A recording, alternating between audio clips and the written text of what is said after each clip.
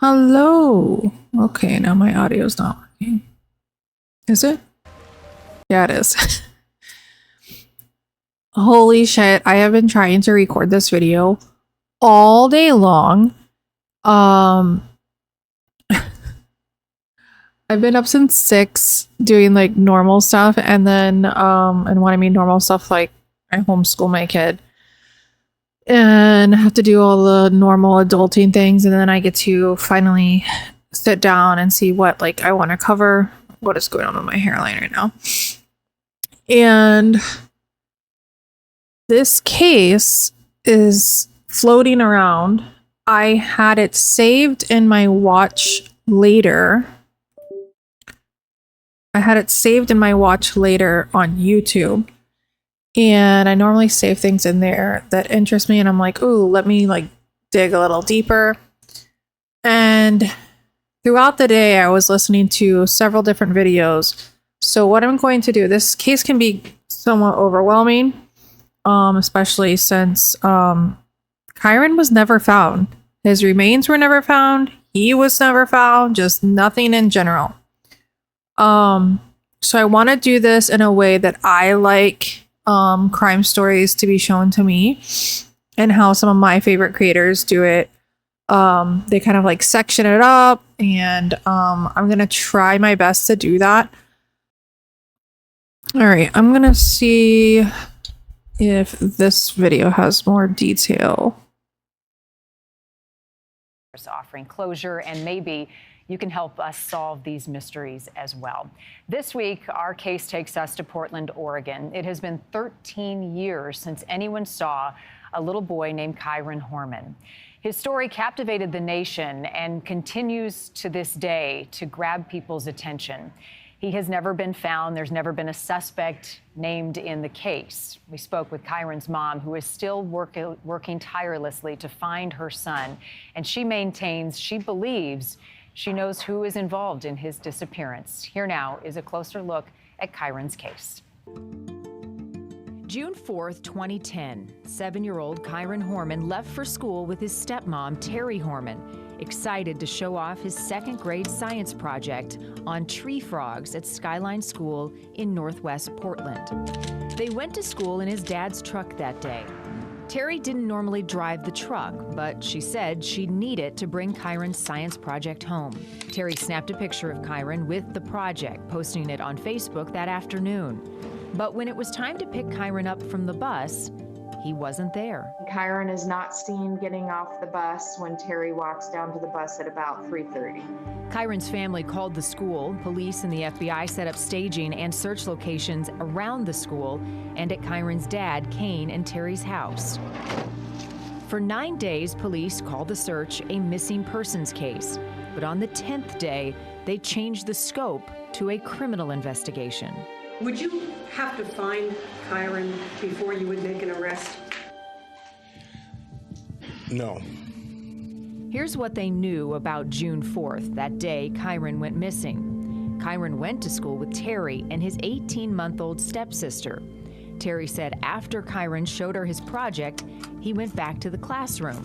But witnesses said they saw Terry and Kyron leaving the school that morning. She and he were seen out in front of the school by one of Kyron's friends and grandma and sister, and as well as his bus driver. And they were walking out the school down to the main road, which was where the truck was parked. Kyron's teacher had been told he had a doctor's appointment that day, so when he went missing from class, no one questioned his absence. Terry said she drove around town, stopping at 2 grocery stores to get medicine for her infant daughter, who wasn't feeling well. Then she said she spent time driving around to settle her down. Police investigating the case found that her phone had pinged around Highway 30, an area known in Oregon as a road less traveled. He was missing for 6 hours before they even knew he was missing, because they thought he had a doctor's appointment, etc. So 6 hours is a long time when a 7-year-old child is missing. Okay, so right away, we know stepmom, here's the weird things that happened that morning. She requested to use the husband's truck, which she apparently never used, but she said she needed to use it to take Kyron's science project to and from school. Second thing, she tells the teacher or somebody administrative wise, I'm assuming it was a teacher. I swear I have short-term memory loss when it comes to this kind of stuff. That Kyron had a doctor's appointment that morning.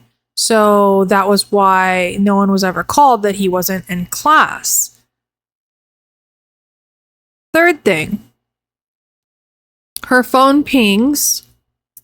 She goes to 2 separate places for medication or prescription for her daughter's earache. But in previous interviews, apparently that daughter wasn't even sick. There was like a gap of time where no one knows where she was. And then they're about to get to the point where she like goes to the gym, or there's more, a craft store. Let's get into it. It's been 13 years with no suspects or persons of interest named or charged. But there have been many twists and turns in this case from the very beginning. During their investigation, police discovered that several months before Kyron vanished, Terry allegedly tried to hire a landscaper to kill her husband, Kane. When police heard that story, they notified Kane. Kane left his home with their little girl and filed for divorce. But Terry, in an interview with People magazine and ABC News 7 years ago, said she was always an outsider. When the police started questioning us, they took into account more what Kane and Desiree were saying, as opposed to what I was saying. And I spent my days with him. Terry spoke privately with police. They told her she failed 2 polygraph tests. And although a judge and a lawyer for Terry have called her a suspect in court papers, she has never been named a suspect or a person of interest by police. I was willing to talk about anything. I want him home. The Multnomah County Sheriff's Office would not agree to an interview with News Nation. But last month, ahead of the 13-year anniversary of Kyron's disappearance, they issued a statement saying Kyron's disappearance continues to have a profound impact on our community. The case remains open and active. Investigators are using advances in software, digital forensics, and geospatial technology to support and advance their work. The National Center for Missing and Exploited Children released a new photo last year showing what Kyron might look like today. Meanwhile, Kyron's biological mom, Desiree Young, is still searching for answers, especially from Terry, who was the last person to see Kyron before he vanished.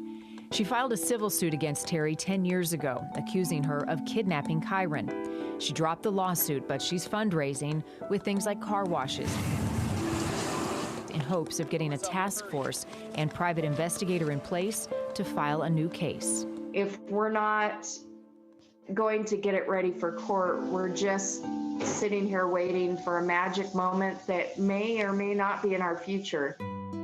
But Desiree recounts to News Nation a moment she had just days after Kyron vanished, when she says she felt both the presence of God and of her son, Kyron. She said in a quiet moment outdoors, she felt the wind kick up and the warmth of Kyron's touch on her hand.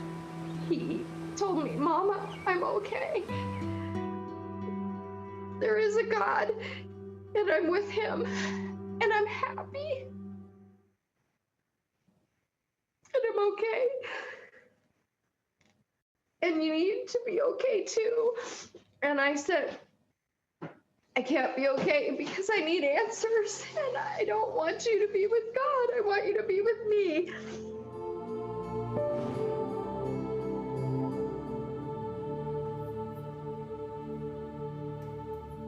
How can you not feel for that mother and her pain? Every parent would go to the end of the earth to find their child, and my heart breaks for what she is going through and for all.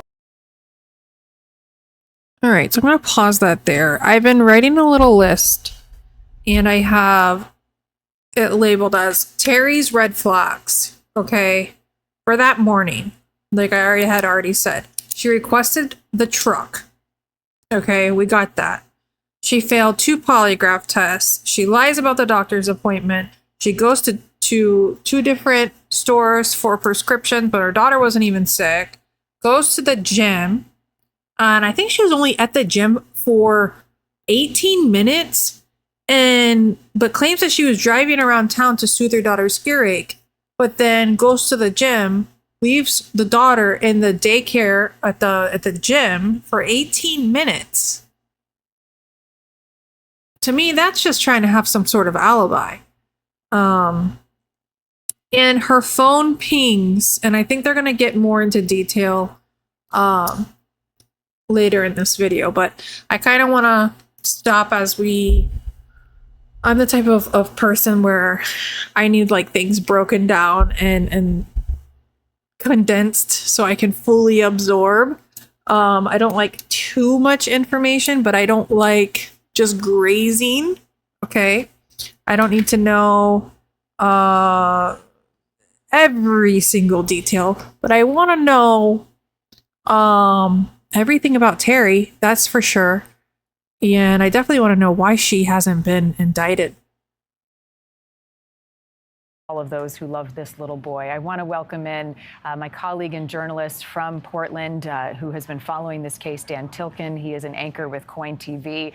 Dan, thank you again for being with us. You've been on this since the beginning, and as you and I talk about the case and the evidence, we're getting a lot of questions from our viewers watching us on our social media platforms. And I want to start with a question from Aaron from Florida. He wants to know, and this is maybe the biggest overarching question, any new leads in the past 1 to 2 years in the search for Kyron, this sweet little boy who would now be 20 years old? I wish there were, but I think the bottom line on this is no. Or if there are new leads, they haven't been revealed to us. Desiree, Kyron's mother, there was a book that came out in the last few years, and we were hoping that maybe there were some giant revelations in there. There haven't been, and we've been waiting and waiting. There's been a lot of false alarms through the years, and just the trail, as far as we know it, is pretty cold. And that is another question that I got from a viewer named Diane. She is watching from Michigan, and she's asking, is this a cold case or is it still an active investigation? How are authorities answering that question? It's still an active investigation. They sent out a statement in June. So June 4th was the 13th anniversary, and they sent out a statement saying this is still an active investigation. They say they still have an investigator on it. We know that they worked with the FBI. Whether they are working this case every day, once a month, every few months as leads come in, that is a question we don't know the answer to. Let's go back to the day in June, 13 years ago, when Kyron was last seen. He was allegedly dropped off at the school. What do we know about that day and any evidence that authorities have publicly released about the timeline of events? So we have the picture, what you have shown, of him in front of his science project. It was the June 4th was a Friday. A lot of parents coming and going. It was a very busy school, dropping their kids off with their science projects. Not a typical day. You've got a lot more activity there. You have to remember, this school sits by itself on top of a hill outside of Portland. This is not in the city. It's in the same county, but it's very, very rural. And there's one road in and one road out. So you've got lots of cars going, people coming and going, parents coming and going. And so you've got that added chaos, might be too strong a word, going on. But Terry brings him with the truck. They drop off his science project. She takes a picture of him, and then she leaves. Now, Desiree says that people saw him and her outside leaving, going the other way. That is something that was kind of a mystery in the timeline for a very long time, only filled in by Desiree, as far as I know. And it's not until 3:30 in the afternoon when they go down to the bus stop, which is also a very rural area. They wait for Kyron to get off the bus. He doesn't get off the bus. And then Kane is like, where's Kyron? Terry is, where's Kyron? They call the school. The school said, well, we marked him as absent today. And that's when they called 911. Right. And the peculiar part of this, and our viewers picked up on it immediately. Kathy from Pennsylvania says, what about that doctor's appointment? Does it really exist? Did they follow that lead and find if, in fact, he did have a doctor's appointment that day? And unfortunately, 13 years have gone by, and I struggle to remember some of the details, and that's one of the details that I do struggle to remember. So they tracked her truck as she went to, I believe it's the Albertsons, and bought medicine for their daughter. And they tracked her cell phone, pinged it, receipts, surveillance video. And there's a 45-minute window there that they can't account for where she was. And Desiree and Kane believe that's where Kyron disappeared. Police have been very tight-lipped about that window. Right. And you oftentimes you think, Dan, like schools have surveillance video all over the place, right? They're monitoring things to keep people safe. Ramsey from Westland, Oregon, asks about security cameras at the school that day. She says there are cameras on every block, outside of schools, outside of businesses, taking video of everything. They're everywhere. Was there any footage ever reviewed from the school? And if so, how long and how many miles from the school did they look at possible surveillance? Well, we believe they looked at surveillance video at the grocery stores that she went to in that time frame where she says she's driving her daughter around because her daughter is sick, trying to get her to comfort her to sleep. My memory says, and I could be wrong about this, that there were no surveillance cameras in that school. It's an older school. It's a kind of classic brick-looking building that was built decades ago. I don't believe there were surveillance video cameras in there. And remember, this is 2010, so these phones that everybody has now, we didn't have them. They weren't ubiquitous, and they weren't the quality. And so you don't have as much of that. And again, it's a very rural area. Across the street is a church. There's farms down the street around there, but not a place where you would usually find surveillance cameras. Right. And people didn't have Ring on their doorstep at the time. No, we just didn't have the technology accessible. Boy, you wish it did, and that we weren't 13 years later asking, where is Kyron? What happened to him? The one thing that continues to swirl around every person that watches this case is Terry's involvement. She has never been named a suspect. She claims she has not done anything wrong. When was the last time she spoke publicly? Have you spoken to her through the years? So I'm the first reporter that actually got her one-on-one trying to interview her. It was a very interesting dynamic. Desiree and Kane had been screaming from the mountaintops that she wasn't telling the truth and that she was hiding something and she was the suspect. Police wouldn't confirm that. Kane took their daughter, moved out of the house. She was staying in the house. And every morning, because we're staking out the house in this rural area, she would leave. And so after getting stonewalled, we followed her to her attorney's office in downtown Portland, and I confronted her in the parking garage there, and she refused to answer any of our questions. She turned around and she made the long walk back to the elevator to go back to her lawyer's office. Years went by before she spoke. She never said anything in court. She did speak. The longest interview that I know she gave was to Dr. Phil in 2016. And she admitted failing the lie detector tests there, which we had heard before. And as far as I know, last I had known, she lives in California now, and she's changed her name. So she's not done an interview with a reporter who's followed the case closely. But then the other twist, Dan, is this murder for hire plot with the gardener. Tell me more about this, when we learned of it, and then if anything came of it. So that was one of the bombshells in this case of many, many bombshells. It's the whole truth is stranger than fiction scenario where you can't believe that this other factor has come into effect. So Rodolfo Sanchez is the name of the landscaper. He says, he told police, so after this all came out, he said, wait a second, I had this bizarre interaction with Terry Horman. She asked me actually to kill Kane and wanted to pay me to do it. So the police wired him up, sent him back there and under some pretense and tried to get her to say it again. And she never said it again. And she denies it ever happened. And so they have never charged Terry Horman with any crime.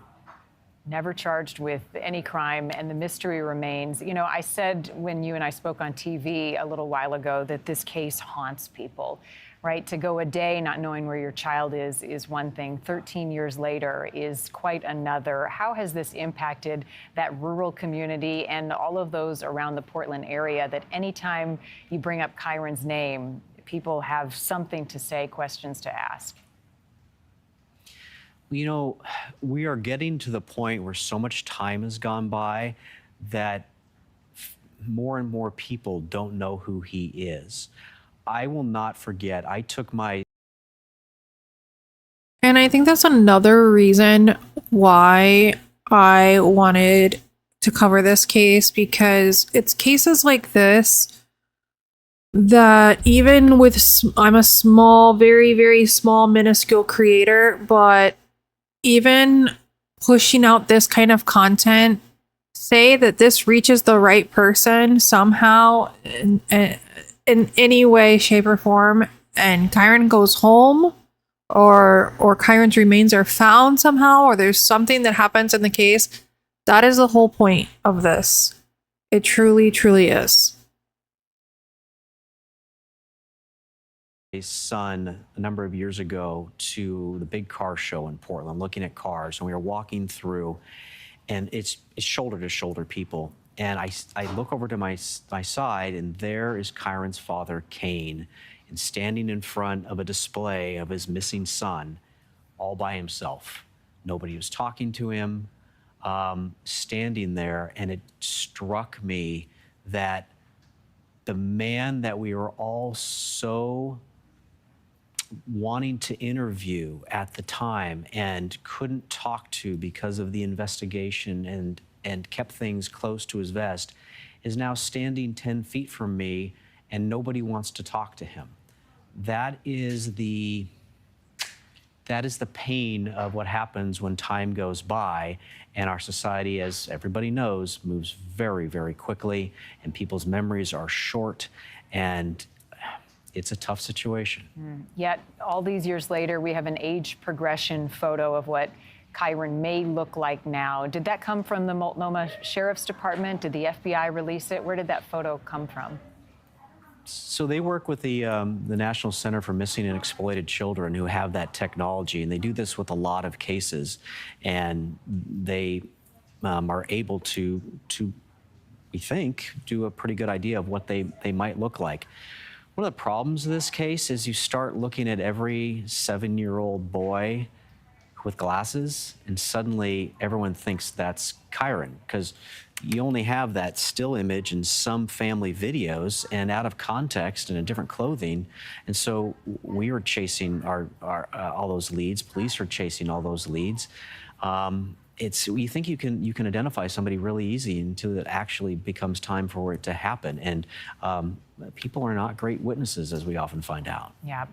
It was a number of days before this went from a missing person to a criminal investigation after Kyron's disappearance. Have the local law enforcement, the investigators, taken hits and criticism for their handling of the case then and now, years later? So this was a question early on and throughout. I had sources suggesting to me that the sheriff's office was not qualified for this. I tried chasing that story. I could never get anybody to go on the record to say that publicly. And then a very interesting dynamic in all of this is that Kyron's stepfather, Tony, so Kyron's mother, Desiree, her husband, he is a police officer in Medford, where he and Desiree live 4 hours south of Portland. He's a detective.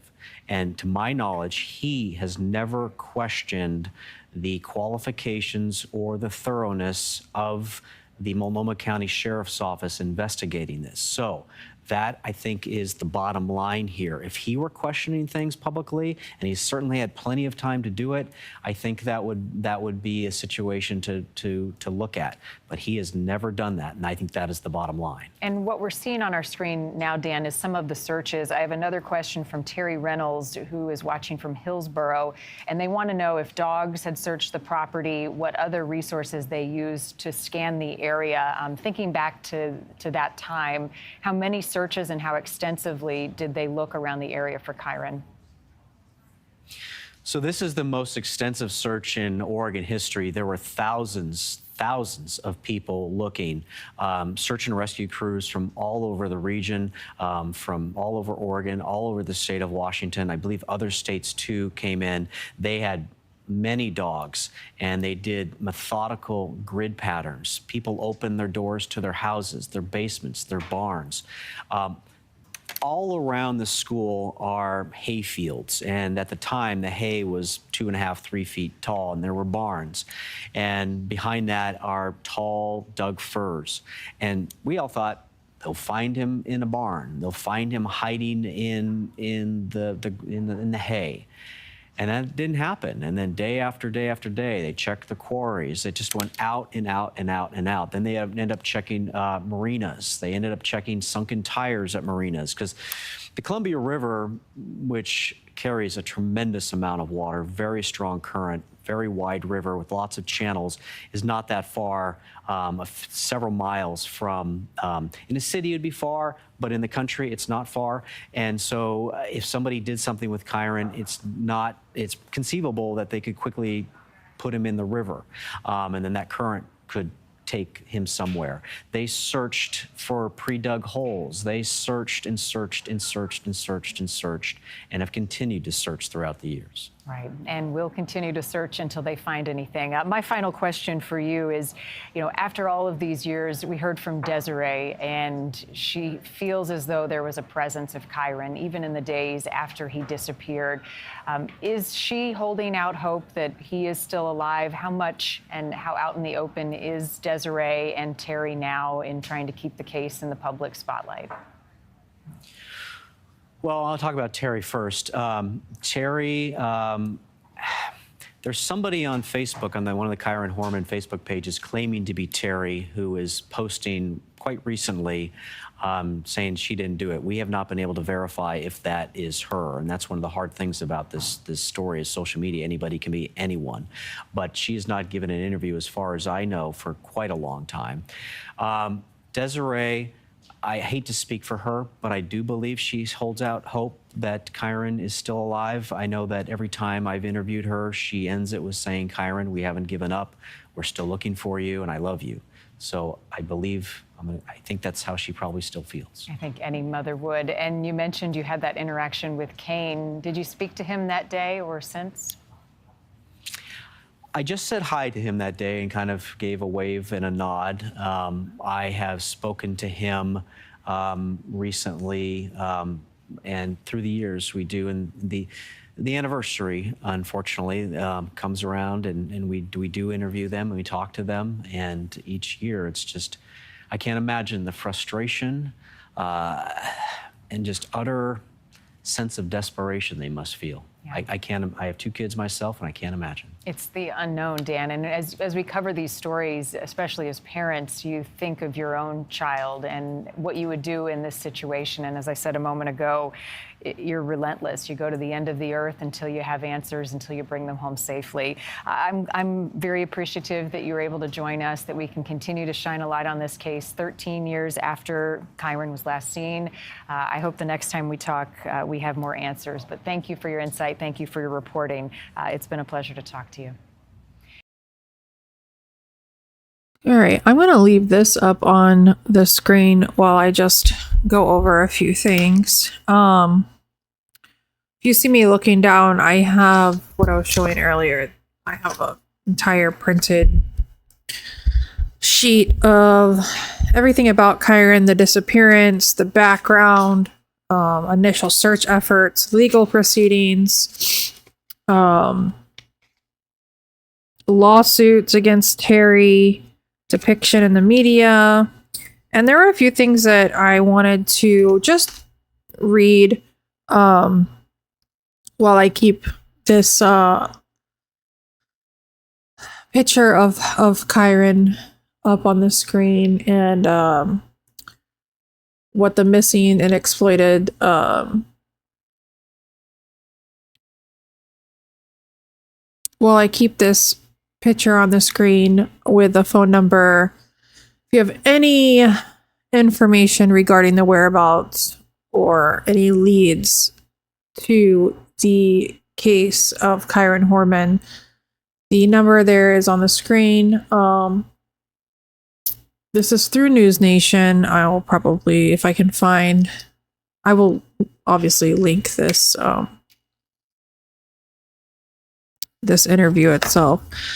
So, I just wanted to do a quick rundown of the case. I really liked that interview way better than what I played first.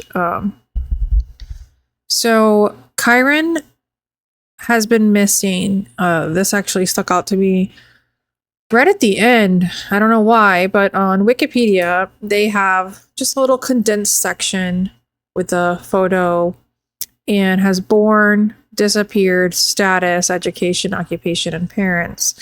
And I just happened to look over at the status. Missing for 14 years, 5 months, and 8 days. And holy crap, that makes me so emotional. That is a long time. And I can't imagine as a mother how that would even feel. So my condolences to the entire family regarding Kyron and Desiree. You are one hell of a woman and one hell of a mother. And I will pray for you and your family, and of course for Kyron to come home safely. And may God put your heart at ease, as I'm sure that this is unimaginable. Some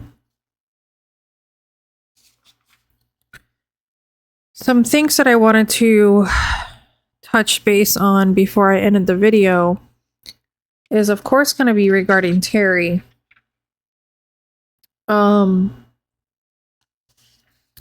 Terry's last known interview was with Dr. Phil in 2016. And I'm going to go ahead and read what she just quoted. Terry appeared as a guest on Dr. Phil in 2016, during which she told Dr. Phil, "I was advised from the beginning by law enforcement, by my husband at the time, by attorneys in the beginning, not to say anything. I've always wanted to. I've asked multiple times to speak out and have not been allowed." She denied having any involvement in Kyron's disappearance and also stated her belief that he was kidnapped, adding, "There was a man in a white pickup truck Ford parked on Highway 30 at the 7-Eleven, which is not near the school." Before I finish, that's a lot of detail to remember. Don't you guys remember that she told Desiree, bio mom, that Desiree was like, "What are you doing?" And she's like at the computer typing, "Oh, I need to write down my timeline." That's pretty crazy, because in 2016, you remembered that there was a man in a white pickup truck, Ford specifically, parked on Highway 30 at the 7-Eleven, which is not near the school. He was acting very strangely, and he was addressed by one of the employees because he had been pacing back and forth in front of the 7-Eleven for about an hour. I don't know. But to me, to remember that and not remember the 45 to 50 minutes you weren't accounted for and having to type down your whereabouts during that time, that's just, that doesn't seem right to me. I am going to go ahead and look up her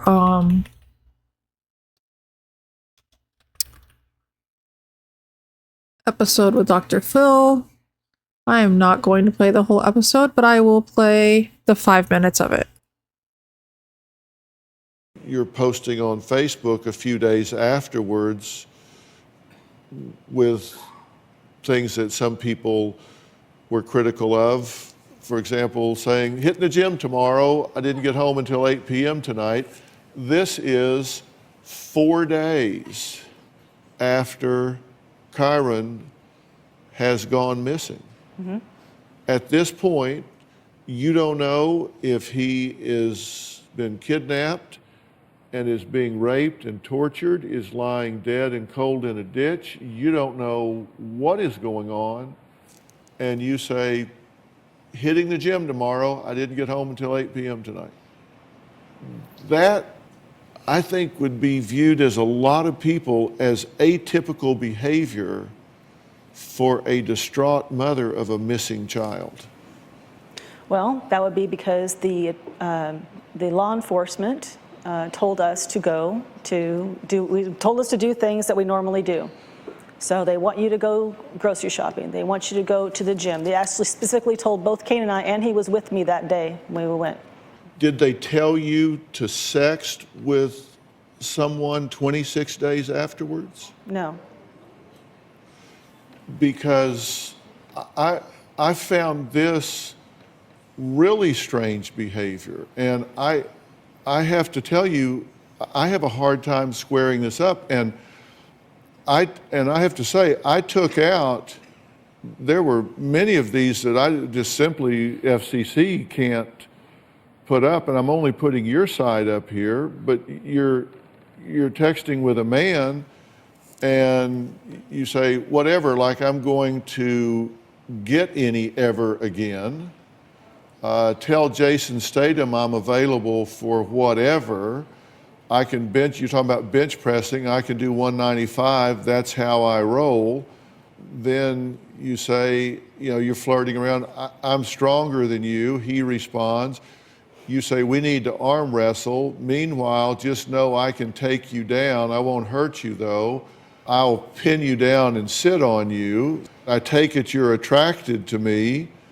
Okay, I didn't want to ravish you or anything. Insert evil grin with latex. Whoops, did I say that out loud? If you didn't have your son tonight, I would show you what I think of you. I may have to clear it with the boss. You talk about hiring this defense lawyer extraordinaire. You're toast, beware. Grin, going to bed, underwear and tank top. Think about that. Do you want to pick? Then you send a photo and say, that's only the left one.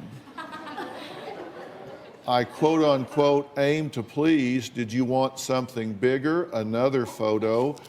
I mean, it gets much more graphic. So we're talking not 3 weeks that your son has been missing. And not 2 weeks into it, this is what Kane's doing with somebody else. Well, I'm talking about you. I know. I thought I was going to be able to go through the full 5 minutes and not stop myself. Are we deflecting, Terry? Are we deflecting? Oh my gosh. But wait a minute. She should have known that Kane was going to do that anyways, because that's how he met her. And that's how that works. If you meet somebody and they're having an affair and you're the mistress, that's going to happen to you. Okay. It's just, this ain't no relationship channel, but that's just how it works. Exactly. Kane's not here. He's been here. You're here. I'm asking you, you're a mother with a missing child. This was in retaliation for something that he was doing that I found out about while this is happening. And this particular person was actually his friend and sent to the house. So this was a setup. I'm saying this person came to the house. He was Kane's friend. I did this deliberately because I was angry and getting back at him. So you text and say, I'll show you what pleasure is? I had no interest in having this person in my life. This was something to screw with Cain because I was angry with him because he was doing the exact same thing with somebody else. But you apparently are trying to hide it because at one point you say, I can't talk, bugs in the house, in danger if I go outside. I want you so bad. I don't know what it is about you, but I'm very attracted to you. Give me 15 minutes and I will make you moan. I mean, and you're saying I can't do this where anybody can hear me, and you're sending very graphic photos. I mean, we're clinically graphic photos here, right?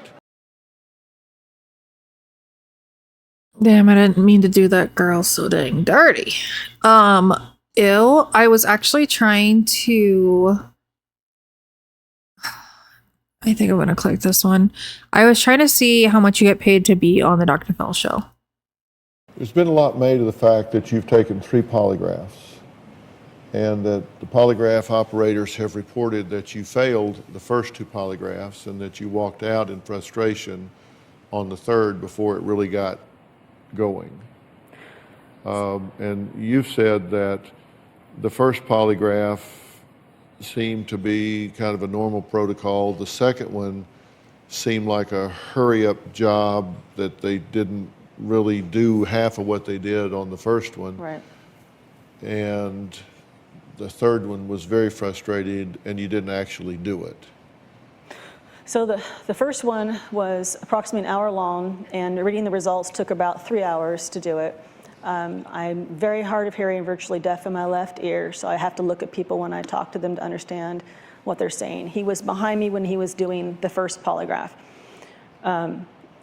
So it took me a little bit of time to process what he was saying to respond. I was gone for the 3 hours while he put it together, came back, and he just, I don't even know what was up on the screen, but he said, you failed. And I was like, how can I possibly fail? I told the truth. And then they came in, 2 of the, Bobby O'Donnell, lead investigator, another guy named Will, he's an FBI guy. He was part of the group. And we're talking to me about it.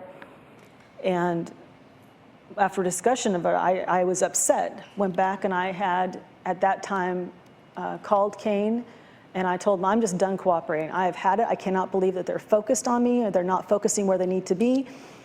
And they took me home. I was at home. The lead investigator of FBI, his name's Lee Gossam, he called me over to the school, or the fire station, and asked that we have a discussion, and about saying that they needed my help to continue on because I know Kyron as well as I do. Excuse me, I agreed that I would. I just said, I'm just angry because of all this is going on. He said, well, had you had any other reaction, I would have thought that you were guilty because I don't feel that way about you. The second polygraph was, the guy was in a rush. Well, how much do you rely on reading lips? It's heavy enough. I have to see the context of the person, what they're saying, their facial expression. It helps a lot. You had your back to him? Yeah, if I'm sitting this way and I'm doing it, he's right here at a table. So I can hear out of this ear. It's just, it makes it much more difficult. Mm-hmm. Well, we spoke to Jack Tremarco, who does a lot of polygraph work for us. And he said that it's very possible We determined that was a fucking lie, Terry. for hearing to affect a test result. He said, definitely, if you have a hearing problem, that's very possible that it would affect a test result. I consider him to be the best of the best. He said, but in the pre-test portion of the polygraph, questions are reviewed, and it is They ask you, I remember I sat through Chris Watts' entire polygraph interrogation shit. And that thing was freaking 7.5 hours long. And they ask you these pre-testing questions and do a test to make sure this and that and this is all accurate. Come on now with it. is established that the questions are understood, and that it should have been established that she wasn't hearing well before the test was given, if that was a problem. I told him that. I told the polygrapher that. And he still got behind you. Yes. I told him I couldn't hear. Then he made it so that I was scooted over enough that I could hear more out of my right ear. Did you hear the questions? I did, but it took a minute to get them. What did he ask you? One of the questions was Kyron in the truck with you? Well, there's a fail right there, because he was in the truck with me on the way to school, but not when we're leaving. So that one I can't even get right. And that was the one that I supposedly failed. He didn't ask you if you Didn't ask me if you I knew murdered my son. where he was? He did ask if I knew. What? Do you? She remembered all these people's last names. You guys hear my daughter? I gotta end this video. She's been a trooper today. But Roblox is calling her name. But how does she remember all these people's last names that she don't even know? But doesn't remember what they asked her? Come on now. All right, guys, if you like this content, smash that like button. Hit that like button. Notification bell, whatever. You know the drill. And subscribe. And gosh, let's bring this young man home. See you in the next one, guys.